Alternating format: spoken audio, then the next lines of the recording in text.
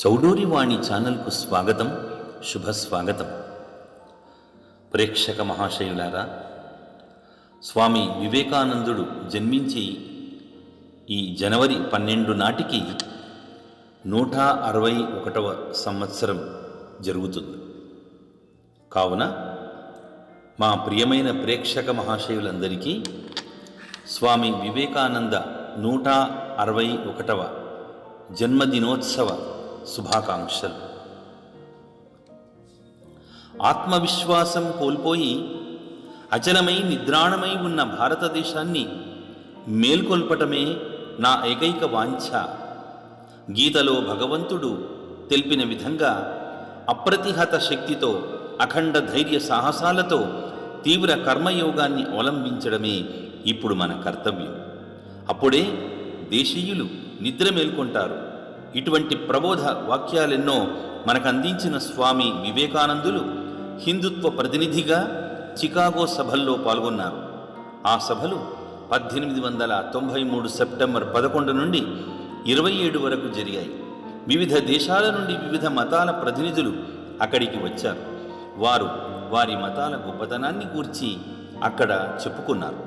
నా సబ్బే బట్టలు బాగా ఉతుకుతుంది, కాబట్టి మీరందరూ ఈ సబ్బే కొనుక్కొని ఉతుక్కోండి అనే వ్యాపార ప్రచార లక్షణం వారి గొప్పల్లో కొట్టవచ్చినట్టు కనిపించింది.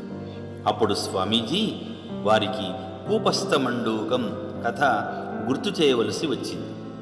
పారతంత్ర్య భారతం నుండి వెళ్ళిన గుర్తింపు లేని ఒక సన్యాసి దేశం కాని దేశంలో 7,000 మత ప్రతినిధుల మహాసభల్లో అంత ఖచ్చితంగా సత్యాన్ని చెప్పవచ్చునా?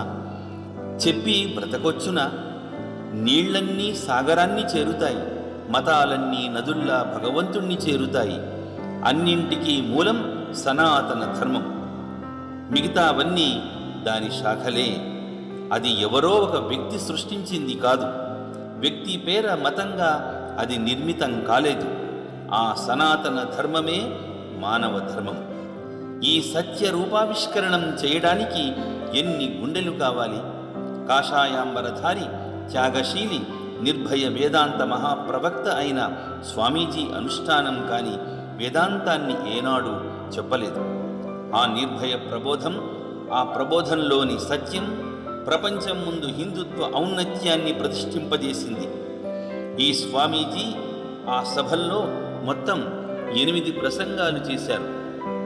కానీ దురదృష్టవశాత్తు ఇప్పటికీ మనకు 6 మాత్రమే లభిస్తున్నాయి.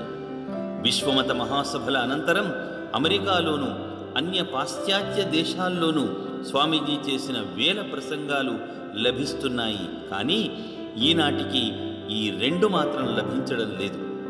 125 సంవత్సరాల క్రితం స్వామీజీ ఎగరేసిన హిందూ ధర్మ చైతన్య కేతనం ఇప్పుడు అందరూ ధరిస్తున్నారు. ఎవరికి వారే యమునా తీరేగా తమకు తోచిన విధంగా వ్యాఖ్యానం చేసుకుంటున్నారు.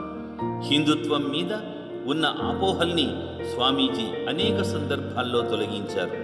మన జాతిని, దేశాన్ని, సంస్కృతిని, తత్వ చరిత్రను, ధర్మాన్ని గూర్చి అధ్యయనం చేయాలనుకున్న ప్రతి ఒక్కరూ స్వామి వివేకానందుల సంపూర్ణ సాహిత్యాన్ని అధ్యయనం చేయవలసి అవసరం ఎంతైనా ఉంది. అందరూ బాగుండాలని ఆశిద్దాం, అందులో మనము ఉండాలని ఆకాంక్షిద్దాం. శుభమస్తు. మీ చౌడూరి నరసింహారావు.